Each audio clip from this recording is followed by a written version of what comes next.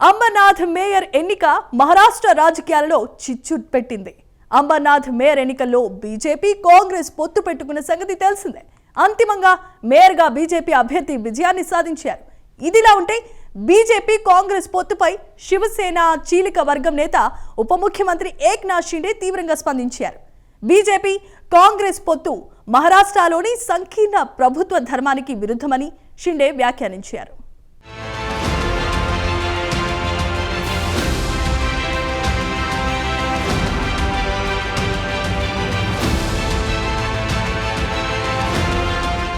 అంబర్నాథ్ మహారాష్ట్రలోని ఈ ప్రదేశం పేరు నిన్న మొన్నటి వరకు ఎవరికీ తెలియదు. కాగా ఇటీవల అంబర్నాథ్ మేయర్ పదవికి ఎన్నిక జరిగింది. అయితే ఈ ఎన్నికలో భిన్న ధృవాలైన భారతీయ జనతా పార్టీ అలాగే కాంగ్రెస్ పార్టీ పొత్తు పెట్టుకున్నాయి. అంతిమంగా బీజేపీ అభ్యర్థి ఇక్కడ మేయర్గా ఎంపికయ్యారు.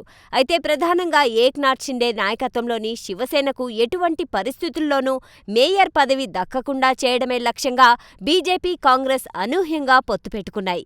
ఈ నేపథ్యంలో అంబర్నాథ్ ప్రాంతం దేశవ్యాప్తంగా హాట్ టాపిక్గా మారింది.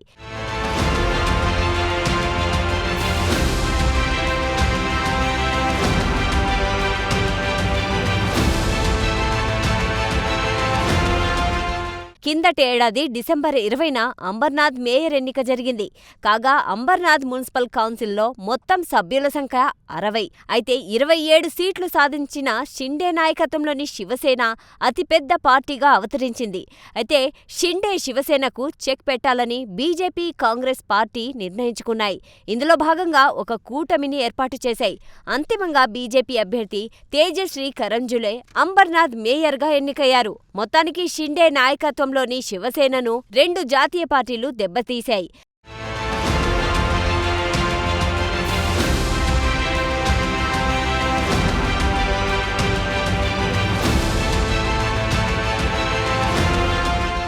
కాగా మేయర్ పదవి విషయంలో కాంగ్రెస్ పార్టీతో కమలం పార్టీ చేతులు కలపడంపై ఏక్నాథ్ షిండే నాయకత్వంలోని శివసేన పార్టీ తీవ్ర ఆగ్రహం వ్యక్తం చేసింది. బీజేపీ నిర్ణయం కూటమి ధర్మానికి విరుద్ధమని శివసేన ఎమ్మెల్యే బాలాజీ కానికర్ సూటిగా ప్రశ్నించారు. అంతేకాదు తమకు వెన్నుపోటు పొడవడమేనని ఆయన ఆరోపించారు. మహారాష్ట్ర సంకీర్ణ ప్రభుత్వంలో తాము భాగస్వామ్య పక్షమన్న సంగతి కమలం పార్టీ ఎలా మర్చిపోయిందని బాలాజీ కానికర్ ప్రశ్నించారు.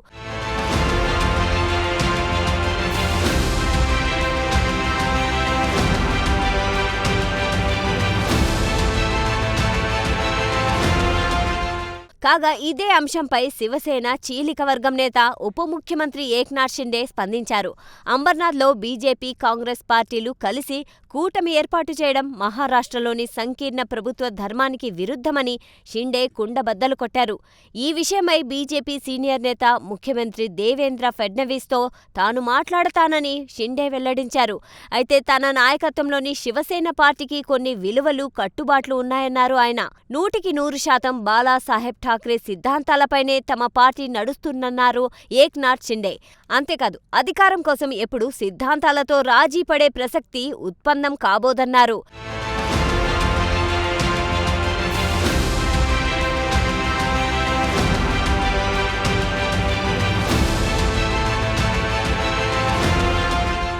ఇదిలా ఉంటే అంబర్నాథ్ మేయర్ ఎన్నిక నేపథ్యంలో బీజేపీ షిండే నాయకత్వంలోని శివసేన మధ్య విభేదాలు వచ్చాయన్న వార్తలు మహారాష్ట్ర రాజకీయ వర్గాల్లో గుప్పుమంటున్నాయి.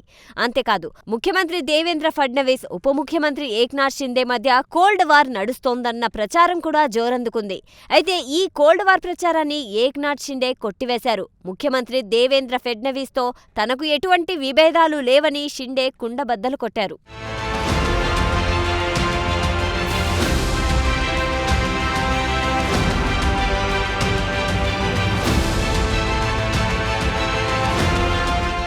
ఇదిలా ఉంటే అంబర్నాథ్ మేయర్ ఎన్నిక నేపథ్యంలో కాంగ్రెస్ పార్టీకి ఎదురు దెబ్బ తగిలింది. కాంగ్రెస్ పార్టీకి చెందిన 12 మంది కౌన్సిలర్లు తాజాగా కమలం పార్టీలో చేరిపోయారు. మహారాష్ట్ర బీజేపీ అధ్యక్షుడు రవీంద్ర చౌహాన్ ఈ విషయం వెల్లడించారు. ఫడ్నవీస్ నాయకత్వంలోని ప్రభుత్వం అమలు చేస్తున్న అభివృద్ధి కార్యక్రమాల పట్ల ఆకర్షితులై కాంగ్రెస్ కౌన్సిలర్లు బీజేపీలో చేరాలని రవీంద్ర చౌహాన్ వెల్లడించారు.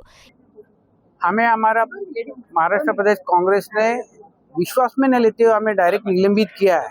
हमने पार्टी छोड़ी नहीं है, हमने खाली शहर विकास आघाड़ी स्थापित की थी, कोई पार्टी छोड़ी नहीं थी। खाली ये बस पे जैसा भाजपा ने जैसा नोटिस दिया था, क्या उनके कार्यकर्ताओं क्या ये मान्य होगी नहीं है, हम लोग आपको नोटिस निकालेंगे। उनको कारण दो नोटिस दिया था, जैसा हमको भी नोटिस देनी चाहिए थे पार्टी ने डायरेक्ट निलंबन करने के बाद हम लोग म्हणजे हम लोग अपक्ष हो गए। अपक्ष का तो फिर कोई तो निर्दलीय हो गया हम लोग, तो हमें कोई तो गॉडफादर चाहिए और जो विकास के मुद्दे पे चले।